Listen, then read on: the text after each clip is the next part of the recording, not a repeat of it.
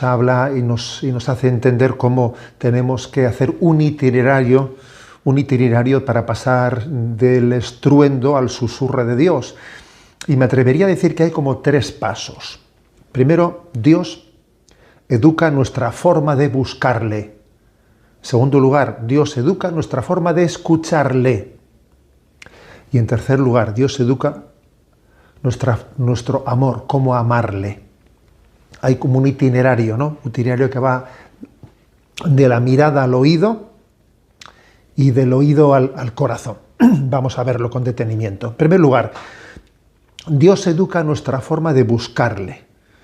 ¿Cómo buscar a Dios?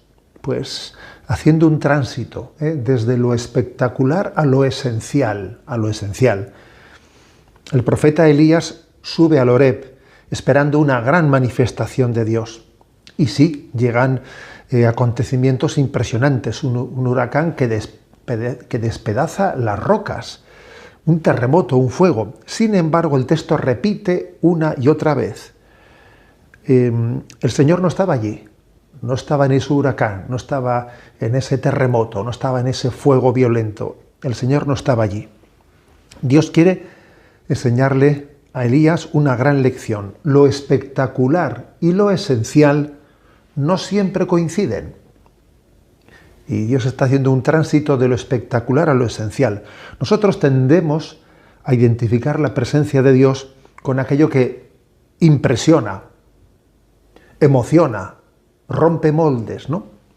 Sin embargo, la mayor parte de la obra de Dios acontece silenciosamente. Por ejemplo, el nacimiento de Dios en Belén, la vida oculta de Nazaret, la presencia de Jesús en la Eucaristía, el perdón acontecido en un confesionario. La mayor parte de la obra de Dios acontece silenciosamente.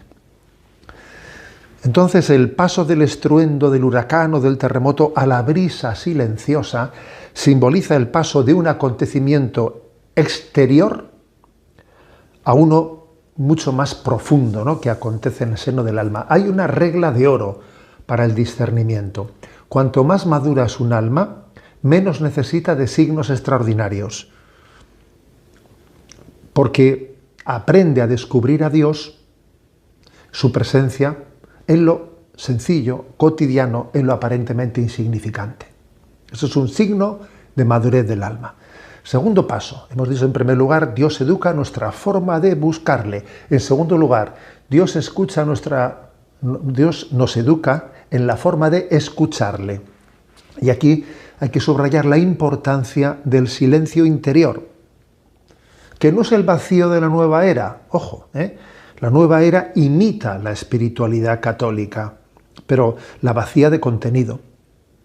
Si hoy en día tecleas en un buscador, ¿no?, de internet la palabra meditación, todo lo que aparece es nueva era. Y es curioso, ¿no?, en qué momento nos hemos dejado robar desde la tradición católica la palabra meditación, que es la oración mental, que es la conversación, el diálogo con Dios. Nos lo hemos dejado robar, ¿no?, y ha pasado a significar nueva era, esa especie de vacío interior. Tenemos que redescubrirlo y recuperarlo, ¿no? Por lo tanto, ¿qué es la meditación cristiana? Pues es un diálogo con Dios que supone que desaparezca el ruido, pero no solo el ruido exterior, sino que también se tiene que aquietar el ruido interior para que podamos escuchar a Dios, para que pueda haber diálogo, aquietar el ruido interior. San Agustín decía que Dios habla donde encuentra un corazón silencioso, y ese silencio no consiste simplemente en ausencia de palabras, no, sino en una profunda pacificación del alma. Porque resulta que llevamos un verdadero huracán dentro de nosotros, preocupaciones, miedos, resentimientos, prisas, deseos desordenados, ansiedades. Claro, no hay silencio interior, apenas dejamos lugar para que Dios pueda hablar. Entonces, esto de que Dios nos educa para escucharle, se trata de hacernos capaces de percibir la voz de Dios.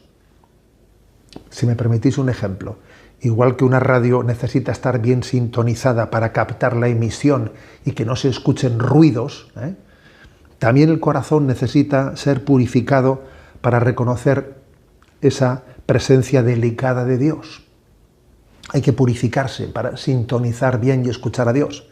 Y en tercer lugar, hemos dicho, ¿no? En primer lugar, Dios educa nuestra forma de buscarle. Dios educa, en segundo lugar, nuestra forma de escucharle. En tercer lugar, Dios nos educa para amarle. Porque la oración no es cuestión de hablar mucho, ni de sentir mucho, ojo, sino de amar. Santa Teresa de Jesús dirá lo mismo con otras palabras que se han hecho muy conocidas, ¿no?, en la Iglesia y que están en el Catecismo de la Iglesia Católica. Orar no es otra cosa que tratar de amistad, estando muchas veces a solas con quien sabemos que nos ama. Repito, esta es una definición maravillosa. Orar no es otra cosa que tratar de amistad, estando muchas veces tratando a solas con quien sabemos que nos ama. Es muy frecuente que hoy en día nos quejemos de que no sabemos orar, de que nos aburrimos, de que vamos a la oración y nos distraemos, nos quedamos en blanco. Yo recuerdo perfectamente que en la formación del seminario nuestro director espiritual nos dijo que para aprender a hacer oración hay que estar dispuesto a aburrirse muchas veces o no pocas veces haciendo oración. Un amor alcanza la madurez, el amor alcanza la madurez cuando dos personas disfrutan de estar juntas, incluso aunque el silencio ocupe el lugar de las palabras. Insisto, la madurez de la oración comienza cuando la presencia vale más que las palabras, cuando nos basta estar con Dios, estoy con Él y me basta, ¿no? En resumen, Dios sigue hablando hoy del mismo modo que habló a Elías. En el silencio de una iglesia, entras y ahí estás a solas, estás con Él. En la oración fiel de cada mañana, hago mis oraciones de la mañana, en la lectura reposada del Evangelio, en este momento que tenemos pues, para comentar el Evangelio de cada día, en la adoración eucarística, en la paz de una conciencia reconciliada que se ha confesado y experimenta esa presencia de Dios. Allí donde aparentemente no sucede nada extraordinario, acontece lo más extraordinario de todo, que es que Dios habla en el corazón del hombre.